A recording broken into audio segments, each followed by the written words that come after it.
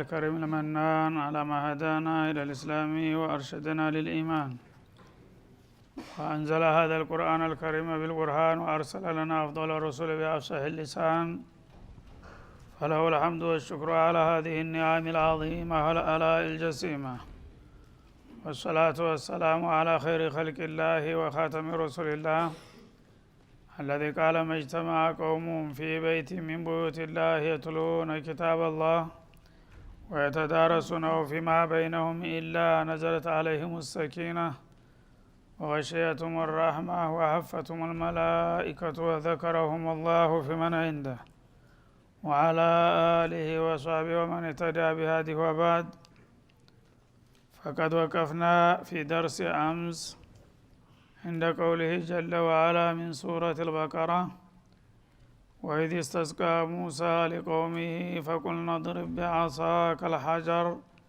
الآية. فلنبدأ من هناك. أعوذ بالله من الشيطان الرجيم. وإذ استسقى موسى لقومه فقلنا اضرب بعصاك الحجر فانفجرت منه 12 عينا قد علم كل أناس مشربهم كلوا واشربوا من رزق الله ولا تعثوا في الأرض مفسدين. وإذ قلتم يا موسى لن نصبر على طعام واحد فادع لنا ربك يخرج لنا مما تنبت الأرض من بقلها وقثائها وفومها وعدسها وبصلها قال أتستبدلون الذي هو أدنى بالذي هو خير اهبطوا مصرا فإن لكم ما سألتم وضربت عليهم الذلة والمسكنة وباءوا بغضب من الله ذلك بأنهم كانوا يكفرون بآيات الله ويقتلون النبيين بغير الحق ذلك بما عصوا وكانوا يعتدون.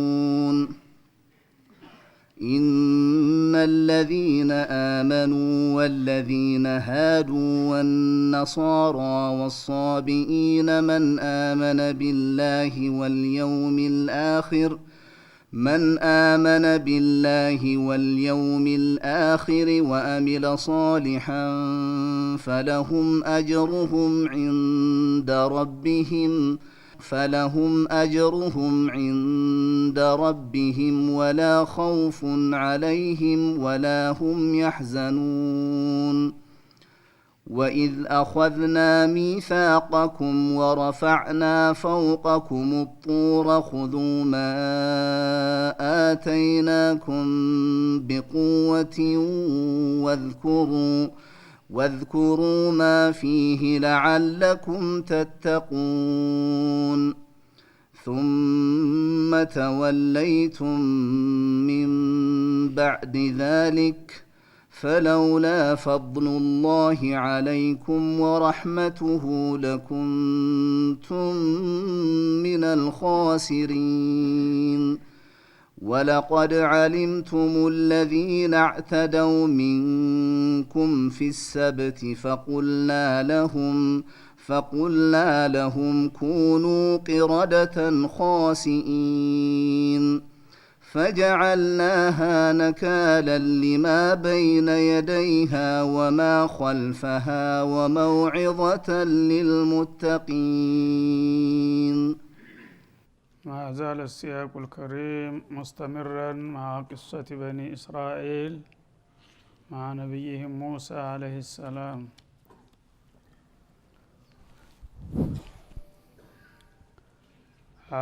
أن الله سبحانه وتعالى የበኒ እስራኤሎችን የነቢዩላህ ያዕቁብ ዘሮች ከጥንት ጀምረው በጣም በርካታ ነቢዮች ሲላኩላቸው ቢቆዩም እነሱ ግን ብዙ ጊዜ ለነቢያት ምቹ እንዳልነበሩና የተለያዩ ችግሮችና ጥፋቶችን ይፈጽሙ እንደነበረ እያወሳ ያም ከመሆኑ ጋራ አላህ Subhanahu Wa Ta'ala መልካም ጸጋውን እየቸረና እየቀጠላቸው እንደመጣ በመጨረሻ ደግሞ አላህ Subhanahu Wa Ta'ala እድሉን ወደ ሌላ ብሔረሰቦች እንዳዛወረው ነግሮ እናንተ እስከዛሬ በርካታ ጸጋዎችን ችሬያችኋለሁና እሱን እያስታወሳችሁ ሶብር ማድረግ አለባችሁ እኔ ጋራ መጣላቱ ለባሰ ጥፋት ነው የሚዳርጋችሁ እያለ በማስጠንቀቅና እግር መንገዱን ደግሞ ኡመተል ኢስላምን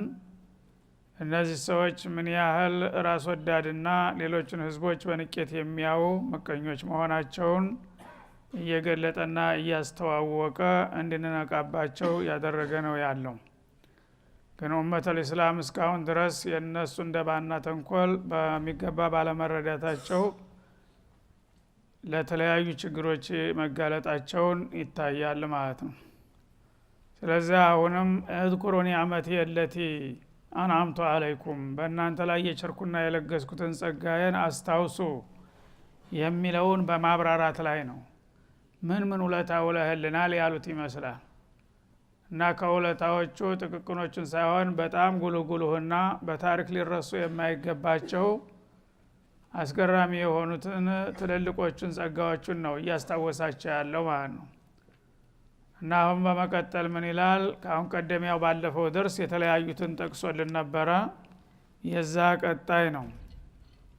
ለምሳሌ በትናንትናው ዕለት ከተነሱት አበይት ነጥቦች ወይድነጀይናኩም ሚን አሊ ፊርዓውን ፊርዓውን ለብዙ ዘመናትና አመታት ሲረግጣቸውና ሲጨፈጭፋቸው ቆይቶ ባላወቁና ባልጠበቁት መልክ አላህ እንዴት እንደገላገላቸው ከዛም እሱን ለመገላገል ባህርን ከፋፍሎ እነሱ በሰላም እንዲሻገሩ በማስቻልና እሱ እስከ ሰራዊቱ በማዕበል እንዲዋጥ ማድረጉ ከዚያም ነብዩላህ ሙሳን አለይሂ ሰላም ወደ ሲና በረሃ ሂደው የተወሰኑ ቀናቶች ኢባዳ ሲያደርጉ ከቆዩ በኋላ አጠቃላይ የሆነ መመሪያ እንደሚሰጣቸው እነሱ ግን በዛ ክፍተት ተጠቅመው እንደገና ሽርክ አምልኮ ውስጥ እንደገቡና እንደተሳሳቱ ከዛም እንደገና አላህ Subhanahu Wa Ta'ala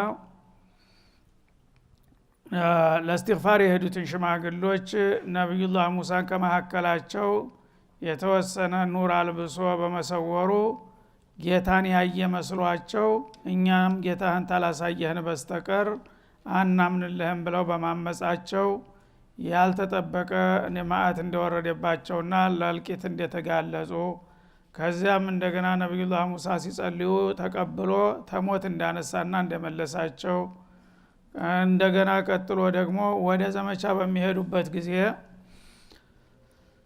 ፀሐይ በረሃማ ቦታ ላይ ፀሐይ ያቃጠለን ሲሉ ዳመና እንዳጅባቸው ማድረጉን ከዚያም እንደገና ስንቃችን አለቀብን ብለው ምክንያት ለመፍጠር ሲሞክሩ አላህ Subhanahu Wa Ta'ala ጣፋጭ የሆኑ መንና ሰርዋ የሚባሉ በጣም ልዩ የሆኑ ምግቦች በየማልዳው በበረሃ እያወረደ ሲቀልባቸው እንደነበረ ያም አልበቃቸው ብሎ ደግሞ ይሄ ሰልችቶናልና ሌላ ተቀያሪ ምግብ አምጣ ብለው አተካራ መፍጠራቸውን የመሳሰሉትን ጠቅሶ ነበረ ማለት ነው። የዛ ቀጣይ ነው ዛሬ ወይድ ኢስተስቃ ሙሳ ሊቀውሚሂ አለ ነብዩላህ ሙሳ ለወገኖቻቸው መጠጥ በጠየቀ ጊዜ የሆነውንም አውሳላቸው ይላል።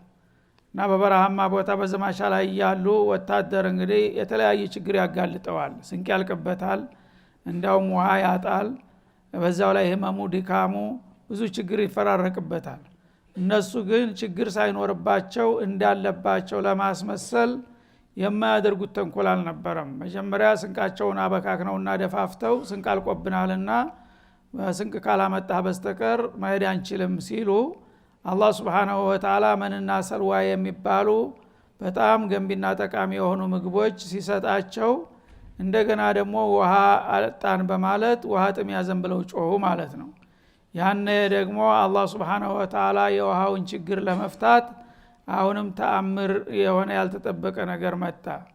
እና ነብዩላህ ሙሳ ሰራዊቶች ውሃ ውዱ የሚያረጉበትም ሆነ የሚጠጡት ስለሌለ ምን ይብቃኝ ብለው ሲጮሁ ምንም ችግር የለም አላቸው።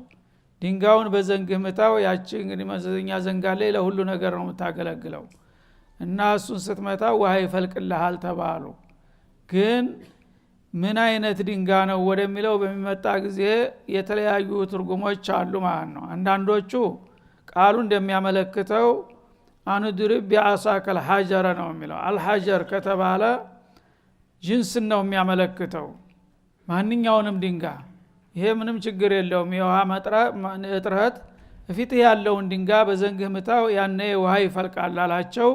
ከፊታቸው የነበረውን ድንጋ ሲመቱት ዙሪያውን ልክ እንደ ቧንቧ በ12 ሻንዳ ወረደ ውሃው ማለት ነው። አንዱ ይሄ ነው። ሌላኛው በአንድ ወቅት አንድ ድንጋ ነበረ እሳቸው ጋር የተጣላ። ያን ድንጋ ይዘውት ይሄዱ ነበርና ጅብሪል ያዘው ብሏቸው ከዛ ድንጋ ነው የሚልም አለ። እናሱ ምንድነው በሱረቱል አህዛብ ላይ አሁን ቀደም እንዳለፈው ነብዩላህ ሙሳ ሐይይ ነበሩ። ጀግና ከመሆናቸው ጋራ የሚያስነውር ነገር በላያቸው ላይ እና በአካባቢያቸው እንዲከሰት አይወዱም ነበር። በኒ እስራኤሎች ደግሞ በተቃራኒው ብልግና ይዳፈራሉ ብዙ ጊዜ ማለት ነው። እናሳቸው ሰዎችን ለማስተካከል ይሞክራሉ።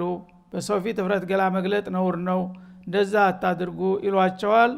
እነሱ ግን ወንዝ በሚያገኙ ጊዜ በጅምላ ይወርዱና ልብሳቸውን አውጥተው ተደበላልቀው እፍረት ገላቸውን ገልጠው ነበር የሚታጠቡት ማለት ነው። ያን ነገር እንግዲህ በጥፎ ባህል የለመደ ህብረተሰብ አስቸጋሪ ነውና በአንድ ጊዜ ማስተካከል ስለማይቻል እሳቸው ቢያስተባብሉና ቢቆጧቸው ሊገባቸው አልቻለም። እንዲያውም ያን እንደ ባህል አድርገውት ከዛ የወጣ ሰው እንደ ነውረኛ ተቆጠረ ማለት ነው።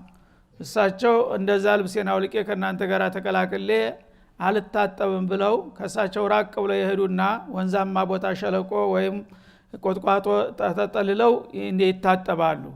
ያኔ ምን ማለት ጀመሩ? ይሄ ሰውዬ እኮ ከኛ ጋር የማይታጠበው እፍረት ገላው ላይ የሆነ እብጠት ስላለበት ያ እንዳይታይበት ፈርቶ ነው እያሉ ያሰሩባቸው ጀመር ማለት ነው። እንግዲህ ነብይን የሚያህል ነገር እንደ ተራ ጓደኛ ማለት ነው። ይሄ ነገር እንግዲህ ብዙ ጊዜ ውሸት በተደገመ ቁጥር እውነት ይመስላል እንደሚባለው ደጋግሞ ሲናገሩ እውነትም የሰውዬ እንከን አለበት እያለ ህብረተሰቡ መጠራጠር ጀመረ ማለት ነው። ያኔ አላህ Subhanahu Wa Ta'ala ሁሉ ጊዜ ነብይ ሲልክ አንድም እንከን የሌለው ሰው ነው የሚልከው። በዛሂሩም በባጢንም ነውር ያለው ሰው ነብይ አይሆንም። ስለዚህ ነብዩ እንዲህ አይነት ነገር እንዲታሙበት አልፈለገም። እሳቸው ተመጤፍ አልቆጠሩትም። ይሄ ያሉባልታ መሆኑን ያውቃሉና ግን ለምን የኔ ነብይ ሰንካ አለበት ተብሎ ይወራል አለና አንድ ቀን ተአምር ሊሰራ ነው ማለት ነው። እንደለመዱ እዛ ሸለቋማ ቦታ ሄደው ዛፍ ስር ትንሽ ድንጋለች፣ ልብሳቸውን አወላልቀው ድንጋዋ ላይ ቁጭ አድርገው መታጠብ እንደያዙ ያ ድንጋ እላው ላይ የተቀመጠበትን ልብስ ይዞ መሮጥ ጀመረ ማለት ነው። እና ሲያው ዘወር ሲል የለም፣ ሲያው ይነጉዳል። በቃ ይዞ ሰው ቢሀጀር ዝንጋቸውን አነሱና አርቃናቸውን አንተ ድንጋ ጨርቄን ጣል እንጂ የት ነው የምትወስደው እያሉ ይሳሳድዱታል። ሲያሳድዱት በደመ ነፍስ ታውን ደርስበታለሁ እያሉ ይሮጣሉ። እሱ ባቆልቁለት ነው እየነጠረ ይሄዳል። ሳያውቁት ህዝቦቹ ጋር ሄዶ ተቀላቀለ ድንጋው ማለት ነው። እሳቸውም እንግዲህ ያው ታውን ደርስበታለሁ ብለው ሲንደረደሩ ሳይታሰብ ሰዎቹ ጋር ተቀላቀሉና ፍረት ገላቸው ታየ። ግን ጤናማ መሆኑ ታወቀ ማለት ነው። ያን ድንጋው ታዞ ነው፣ እሱ የሚያውቀው ነገር የለም፣ ጌታ ይዘክር ብሎት ነው። እና አንተ ቀሊለል አደብ ብለው በዱላ 3-4 ጊዜ የተንጠራሩ አቀመሱት ድንጋውን። እዛ ልብሳቸውን ለበሱ። ሰዎች ግን ያወቁ ያ ነገር ውሸት መሆኑን ማለት ነው። በዛ መልክ ይሄ ድንጋ አሁን እንደ ጥላት ታየዋለህ እንጂ የሚጠቅምብህ ጊዜ አለ፣ ያዘው ግመልህ ላይ ያስቀምጥና ብሎ ጌታ ነገራቸው። በወህይ ነው የሚባለው። እንደገና ታረቁና ድንጋውን ይዘውት መጓዝ ጀመሩ። እዛ በረሃማ ቦታ ላይ በሚደርስ ጊዜ የውሃ እጥረት ሲከሰት ሰዎቹ የውሃ ጥም ያዘን ይላሉ። ምን ይሻላል ሲባል ታዲያ ለዛ እኮ ነው ድንጋውን ያዘው ያልነህ፣ በላው ረደውና በዱላ ምታው አላቸው ማለት ነው። በዘንጋቸው ሲመቱት 4 ረድፍ ነበረው ድንጋው ልክ እንደጨው፣ በአራቱም ረድፍ 3 ምንጭ ፈነዳበት ዙሪያውን ማለት ነው። በዛ ሰራዊታቸው ደግሞ ለ12 ቡድን የተከፈለ ነበረ። ሁሉም በየአቅጣጫው ለራሱ የተመደበለትን አቅጣጫ ይዞ ወዶ እስከሚጠላ ድረስ የሚጠጣውም ጠጣ፣ በኮዳው የሚቀዳውም ቀዳ፣ ለሁሉም የሚበቃ ውሃ ተሰጣቸው። ከዛ በኋላ ያ ድንጋይ በተፈለገ ቁጥር ሁሉ ጊዜ እሱን መምታት ብቻ ነው። እንደዚሁ እያለ ቀጠለ ማለት ነው። ስለዚህ የፊተኛውን አባባል ነው ብዙዎች ሙፈስሮች እንትን የሚሉት። ይሄ ድንጋይ ተሸክመው ይሄዳሉ ማለቱ ጥሩ አይደለም። ዝሮ ዝሮ የአላህ ሙዕጂዛ ነው። ግድ ከዚህ ድንጋይ ምን አለ? አላህ ፍለቅ ታለው ከማንኛውም ድንጋይ ይፈልቃል። ያገኙትን ድንጋይ ነበር የሚመቱት በየጊዜው የሚለውን ነው ብዙዎቹ የሚመርጡት። ሲባል ግን ይሄኛው ታሪክ ልክ አይደለም ማለት አይደለም። ይሄኛው ታሪክ ያው ጨርቅ ይዞ በመሄድ የተረጋገጠ ነው ሶሒህ ቡኻሪ። ግን ያኛው ደግሞ ሌላ ድንጋይ ነው። ሁለቱም ድንጋዮች የተለያዩ ናቸው የሚለው እንዳውም ሁለት ሙዕጂዛ ያደርገዋል በማለት ይሄንን ይመርጣሉ ማለት ነው። እና ወይት ኢስተስቃ ሙሳ ነብዩላህ ሙሳ ሊቀውሚሂ ለህዝባቸው ውሃ በፈለገ ጊዜ ሆነውን አውሳላቸው። ፈቁል ነድሪብ ቢዓሳከ الحجر እና የውሃ ችግሩን ለማስወገድ ከፈለክ በዘንግ ድንጋዩን ምታው ባልነው ጊዜ ፈضربه ይቀደራል ዘላይ ሐሳቡ ስለሚያመለክት እና በትእዛዙ መሰረት ያን ድንጋይ በዘንጋቸው ሲመቱ ፈንፈጀረት ሚንሁ 12 አይና አንድ ብቻ ሳይሆን 12 ምንጮች ዙሪያውን ፈነዱ ከድንጋዩ ይላል። ቀድ ዓሊመ ኩሉ ኡናስ መሽረበሁም ከሰራዊታቸው እያንዳንዱ ቡድን የተመደበለትን የመጠጥ ድርሻ አወቀ። በተራ በወራፋ እንኳን እንዳይተራመሱ ነብዩ አለይሂ ሰላቱ ወሰለም የገሌ ቡድን በዚህ የገሌ በዚህ ተብለው አሰለፏቸው።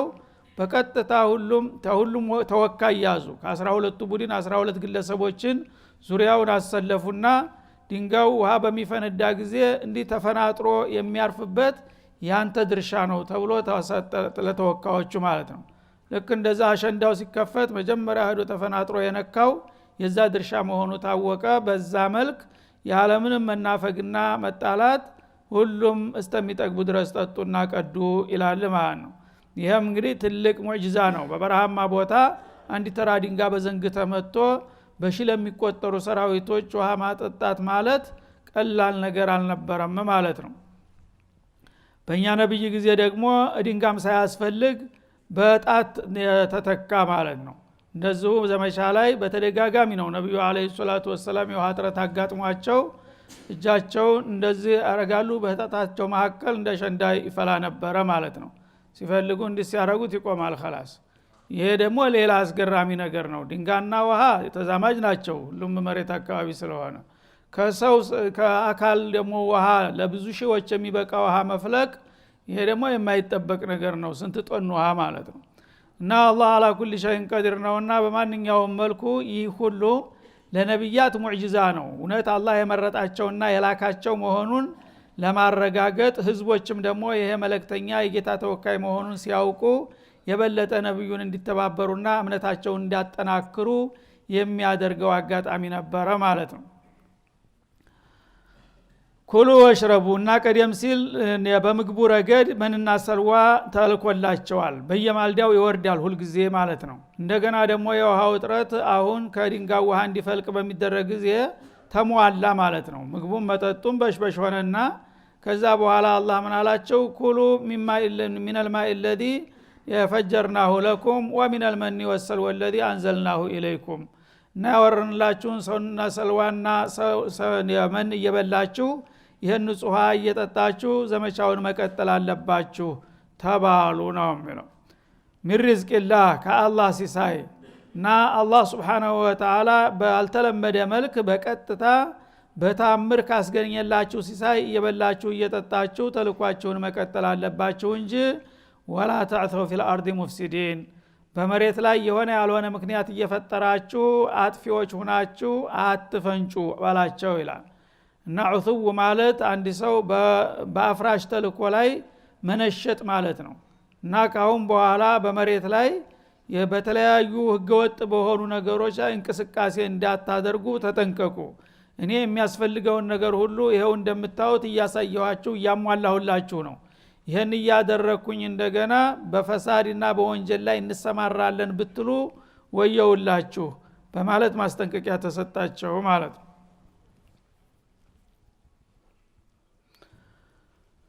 ወይዝ ቁልቱም ያ ሙሳ ዳነስቢራ አላ ጧአሚን ዋሂድን ሱብሃንአላህ። እንግዲህ ይህን ሁሉ ነገር በብዙ መላይን የማይገኝ የሆነ ምግብና መጠጥ አላህ በባዶ በረሃ እየሰጠና እየለገሳቸው በማመስገን ፈንታ እንዳውም ሰለቸን ብለው ደግሞ ርሮ ሊያቀርቡ ነው ማለት ነው።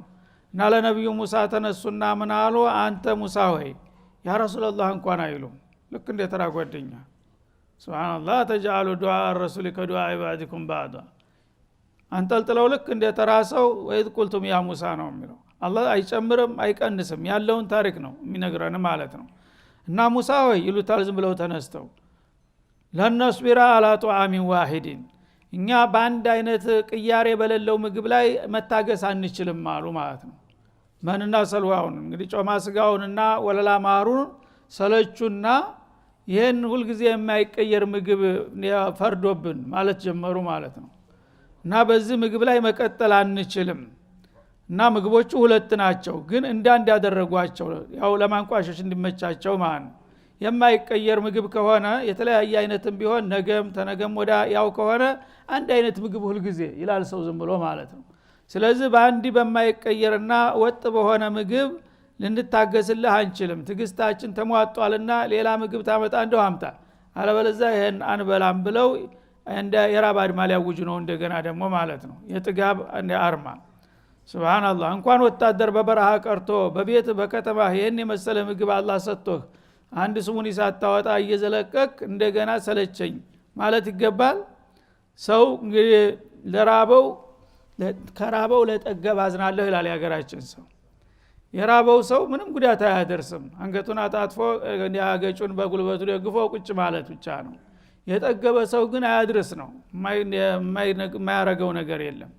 ስለዚህ ለነስቢራ አላ ጧአሚን ዋሂድን በአንድ ምግብ ላይ አንታገስልህም እንደ በላ አደረጉት ማለት ነው። ሰው ትግስት የሚያረገው በበላ ላይ አይደለም፣ በኒዕማው ላይ አንታገስም ይላሉ። እና በዚህ በአንድ ምግብ ላይ ልንታገስልህ አንችልምና ቅያሬ የምታመጣ ከሆነ አምጣ፣ ካልሆነ ግን ካሁን በኋላ በዚህ ነገር ላይ አንቻቻልም አሉ ማለት ነው። ታዲያ ምን ይሁን ሲሏቸው ፈድዑ ለና ረበከ፣ ጌታህን ጠይቅልን፣ ሰለና ረበከ ማለት ነው። ምንድነው የሚጠይቁት? يخرج لنا مما تنبت الأرض من بقلها وقثائها وفومها وعدسها وبصلها سبحان الله። በኮስ ላይ የሚበቅሉ ውዳቂ ዚግባ የማይባሉ ርካሽ የሆኑን ምግቦች ነው የሚናፍቁት ያሉት ማለት ነው። እና ወራዳ ሰው ይሄው ነው፣ ክብር አይፈልግም ማለት ነው። አላህ እነሱ በአቅማቸው አንድ ቀን እንኳን ለሙናሰባ በአመት አንድ ቀን እንኳን ሊገዙት የማይችሉትን ምግብ ነው እየመገባቸው ያለው ቋሚ አድርጎ። እነሱ ግን ምናሉ የደሃ ልጅ ያደጉበት ጎመኑ የበሶሉ ምናምን ስለሆነ ያንን የለመድነውን የጓሮ አትክልት ብታመጣልን ይሻላል፣ የስጋውና የማሩ ጉዳይ በቃ ሰልችቶናል አሉ ማለት ነው። እና ሚማቱን ቢቱል አርዱ መሬት ከምታበቅለው ነገር ለምሳሌ ሲሏቸው ሚንበቅሊሃ የቅጠላ ቅጠል አለ አይደል፣ ጎመን አይነት ማለት ነው። ወቂሳኢሃ እንደገና ቂሳ የሚባለው ዱባ ማለት ነው። ወፉሚሃ ፉም እንደገና ነጭ ሽንኩርት፣ ሱሚሃ ወፉሚሃ በፋም በሳም ይቀራል። ወፉሚሃ ዘላሁን በፋ ነው የመጣው በፊዋዲል ቂራአ ወሱሚሃ ይላል። እና ወፉሚሃ በሚልበት ጊዜ የሁለት አይነት ትርጉም ይኖረዋል ማለት ነው። አንዳንዶቹ ስንዴ ለማለት ተርጉመውታል። ያው ከምግብ አይነት ሁልጊዜ የታወቀው በየዓለሙ ስንዴ ነውና ወፉሚሃ ማለት ከስንዴው አይነት ወይም ነጭ ሽንኩርት ይላል ማለት ነው። ወአደሲሃ ከምስሩ አሉ ማለት ነው። እንግዲህ ጮማ ስጋ ጠልተው ምስር ተመኙ ማለት ነው። ወበሶሊሃ ቀይ ሽንኩርት፣ እነዚህ ነገሮች ነው የምንፈልገውና እነዚህን አስመጣ ብለው ጠየቋቸው ማለት ነው። ያኔ ነብዩ ሙሳ በጣም ገረማቸውና ምን አሉ? ቃል አተስተብዲሉን الذي هو ادنا፣ አሁን እናንተ የምትቆጥሯቸውና የምትጠቃቀሷቸው ነገሮች እዚህ ባይባሉ ውዳቂ ርካሽ ነገሮች ናቸው። እነዚህን ውዳቂ የሆኑትን ነገሮች በተቀያሪነት ትፈልጓቸዋላችሁ። ቢለዲ هو خير፣ የተሻለና የተመረጠ ከሆነው ምግብ ይልቁንስ እነዚህ ተሻሏችሁ እንደ በማለት ጠየቁ ማለት ነው። አዎን ይሄ ነው የሚሻለን አሉ። እንግዲህ የጥሜታቸው ለሙኻለፋ ብቻ ነው። ቢያንስ በተጨማሪ ቢጠይቁስ ይሄ እንዳለ ሆኖ ግደለም የኛው ያደግንበትን ምግብ ናፈቀንና ተጨማሪ ሆኖ ቢሉ ማዕቁል ነበር። ግን ያ ይቅርና ይሄ ይተካ ነው የሚሉት ማለት ነው። እና ሙሳ አለይሂ ሰላም እንግዲህ በጣም አስገራሚ የሆኑ ታጋሽ መሪ ነበሩ። የፈረደባቸው እንግዲህ የተጠየቁትን ሁሉ ነገር ለጌታ መጠየቅ አለባቸው ማለት ነው። ምክንያቱም እነሱም ከተባሉ ወዳውኑ አፈርሰው ነውና የሚሄዱት። ስለዚህ ጌታ እንደዚህ ይላሉና ምን ይሻላል በማለት ጠየቁ ማለት ነው። እና እነዚህን የጓሮ ርካሽ የሆኑ የፍራፍሬዎችና ቅጠላቅጠሎችማ ለማግኘት ከፈለጉ እዚህ በረሃ ላይ በተአምርነት እነሱን አላመጣላቸውም ሊል ነው አላህ። እንግዳውሳ እህቢጡ ሚስራ ቁለሁም እህቢጡ ሚስራ ምን الامصار አሁን እናንተ የምትመኟቸውን ፍራፍሬዎችና ቅጠላቅጠሎች ከፈለጋችሁ ይሄ በተአምር መምጣት የሚያስፈልገው ነገር አይደለም። ላዩናሲብ ቢጀላሊ ወቁድረቲ ማለቱ ነው። እነዚህ ርካሾችን ነገሮች እኔ ከየጓሮውና ከየኮሲው ለቅሜ አላመጣም ለነሱ። ተፈለጋችሁ ተልኳችሁን ተወጡና ወደ ከተማ አካባቢ ስትሄዱ በየጓሮ ቦታ ነውና እነዚህ የሚገኙት እዛ ታገኟቸዋላችሁ። አሁን እኔ ግን አብስሉኝ ቀቅሉኝ ማይል የተዘጋጀ ጣፋጭ ምግብ እያመጣሁላችሁ ነበር። ይህ አልጣመንምና ያው ያደግንበት ዳቂው ይሻለናል ካላችሁ ወደ ከተማ መሄድ ያለባችሁ። እነዚህ ከተማ አካባቢ ኮሲ ቦታ ነውና የሚገኙት እዛ ቦታ ሄዳችሁ ልታገኙ ትችላላችሁና እዛ ለመሄድ ደግሞ የወጣችሁለትን ተልእኮ መወጣት አለባችሁ በማለት መለሱላቸው ማለት ነው። አንድ ይሄ ነው። ወይም መጀመሪያ የተነሱት ተመስራ ሀገር ነው። ምስር ሀገር ያው በአትክልት የታወቀ ነው እና ተልኳችሁን ተወጡና ወደ ሀገራችሁ ወደ ተነሳችሁበት ምስር ተመለሱ በማለትም ተተርጉሟል ማለት ነው። እና ሚስረን የሚለውና ሚስራ ሙንሰሪፍ غير المنصرف እህቢጡ ሚስረን በሚል ጊዜ ሚስረ ምን الامصار አንድ ከተማ ሂዱ። ያው ከተማ እንደዚህ ነገሮች ይገኛሉ። ሚስራ በሚባል ጊዜ ያለ ተንዊን ግን ያው ሚስሩ ፍርዓውን የታወቀ ነው ማለት ነው። በዚህ መልክ እንግዲህ አላህ Subhanahu Wa Ta'ala አሁንም ጥያቄያቸውን እንዳግባቡ እየመለሰላቸው ነው ማለት ነው። فإن لكم ما سألتم እዛ ስትሄዱ የጠየቃችሁትን ነገር ታገኛላችሁ አላቸው። ቀጣውን በሚቀጥለው እንመለስበታለን። ወሰለላሁ ዐለ ነብይ